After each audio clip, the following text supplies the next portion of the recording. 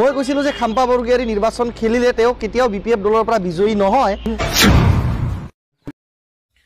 खुलुमबाय बयखौबो खाम्फा बरगोहांइया BPF दोलोखौ नागारनायखौ लानानै पृथ्वीराज नारायण देबमेशआ खौरांगिरिनि सिगाङाव मा बाथ्रा बुंदों नोंथांमोना बे भिडिअखौ जोबजासिम नायोब्ला गासैबो बाथ्राखौ आबुङैनो मोनथिनानै लानो हागोन।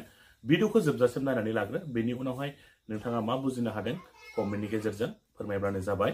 खाम्पा बरगोहांइ डाঙৰীয়াই যোৱাকালি যি BPF দলৰ পৰা তেখেতৰ ৰেজিগনেশ্যন বা পদত্যাগ পত্ৰ প্ৰেৰণ কৰিলে, এয়া স্পষ্টভাৱে দৰাচলতে মই 2024 চনতে ইয়াৰ ইংগিত দিছিলোঁ।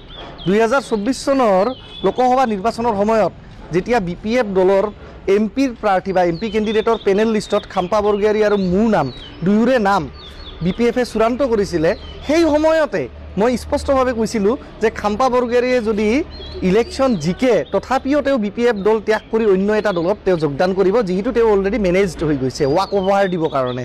আৰু তেওঁ যদিও ইলেকশ্যন হাৰে, তেওঁ হাৰাটো আন এটা দলক জিকুৱাবৰ কাৰণেহে তেওঁ ইলেকশ্যনটো হাৰিব। আৰু এক্সিডেণ্টলি জিকি গ'লে তেওঁ সেই দলটোতে গুচি যাব, যি দলৰ লগত তেওঁ অলৰেডি ছেটিং কৰি তেওঁ নিৰ্বাচনত অৱতীৰ্ণ হৈছিলে। সেই সময়ত বিভিন্ন জ্ঞানী গুণী লোকসকলে বা BPF দলৰ দূৰদৰ্শী নেতাসকলে মোৰ কথাখিনিৰ যি প্ৰেডিকশ্যন আছিলে, যি মই এক বিচক্ষণতাৰে মই সেয়া আগতীয়াভাৱেই জনাই দিছিলোঁ বা সচেতন কৰি দিছিলোঁ BPF দলৰ কেন্দ্ৰীয় নেতৃবৰ্গক, তেওঁলোকে তাক অনুধাৱন কৰিব নোৱাৰিলে। আৰু দুখিত আজি যে BPF দলৰ বিচক্ষণতা অলপমান কম হোৱাৰ বাবেই বা BPF দলে সময়ত ৰিয়েলাইজ নকৰাৰ বাবেই আজি খাম্পা বৰগোহাঁইয়ে BPF দল ত্যাগ কৰিব লগা হ'ল। কিন্তু অৱশ্যে মই এটা ঘোষণা আজি কৰিব বিচাৰিছোঁ, ঘোষণা সঠিক নহয়, স্পষ্টভাৱে আকৌ এটা প্ৰেডিকশ্যন দিছোঁ, যিহেতুৱে আপোনালোকৰ আশীৰ্বাদত মোৰ প্ৰেডিকশ্যন কেতিয়াও ভুল হোৱা নাই। মই কৈছিলোঁ যে ৰাজু নাৰ্জাৰী ডাঙৰীয়াই UPPL দলৰ পৰা MLA টিকেট কেতিয়াও নাপায়, 2021 চনত পোৱা নাই। 2024 চনত ৰাজু নাৰ্জাৰী ডাঙৰীয়াই MP টিকেট নাপায়, UPPL দলৰ পৰা পোৱা নাই।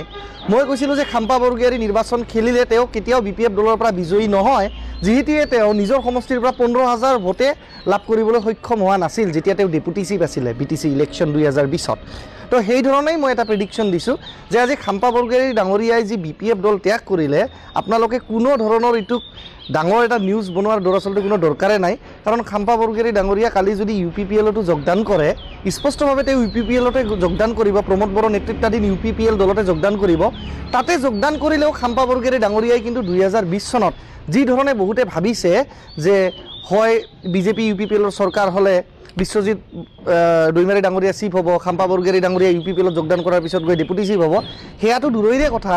খাম্পা বৰগোহাঁই ডাঙৰীয়াই 2025 চনত BTC নিৰ্বাচনত তেখেতে নিজৰ যি চিৰাংদুৱাৰ সমষ্টি আছে, সেই চিৰাংদুৱাৰ সমষ্টিৰ পৰা তেখেতে আনকি টিকেটো লাভ নকৰিব UPPL দলৰ পৰা। এয়া মই আজিয়ে ভৱিষ্যতবাণী এটা কৰিলোঁ।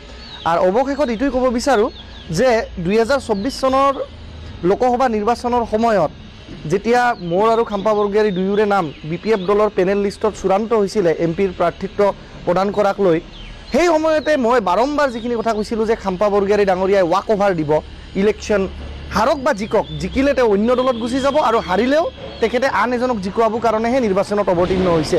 এই কথাখিনি সেই সময়ৰ BPF দলৰ কিছুমান দম্ভালি মৰা দাম্ভিক নেতা, তথাকথিত নেতাসকলে যিসকলে খাম্পা বৰগোহাঁইৰ সমৰ্থনত আহি স্পষ্টভাৱে টেটু ফালি ফালি তেওঁলোকে চিঞৰিছিলে, আজি তেওঁলোকে এইখিনি কথা ৰিয়েলাইজ কৰিব পাৰিলেনে, এয়া এটা প্ৰশ্ন। আৰু দ্বিতীয় প্ৰশ্নটো হৈছে, মই আশা কৰোঁ যে change is a process of politics, dynamic politics ৰাজনীতি সদায় গতিশীল। গতিকে খাম্পা বৰগোহাঁই কৈছে তাতকৈ নিশ্চয় ভাল ভাল আৰু বিভিন্ন নেতা BPF দলত আহি BPF দলৰ প্ৰতিনিধিত্ব কৰি এক সুস্থিৰ যি নেকি গণতন্ত্ৰ বা ডেমক্ৰেচিত অপজিশ্যন দলৰ যি দৰকাৰ বা প্ৰেছাৰ পলিটিকেল গ্ৰুপ হিচাপে যিটো দৰকাৰ, সেই বিৰোধী দলৰ দায়িত্ব তেওঁলোকে সুচাৰুৰূপে তেওঁলোকে পালন কৰিব বুলি মই BPF দলকো শুভেচ্ছা জ্ঞাপন কৰিছোঁ।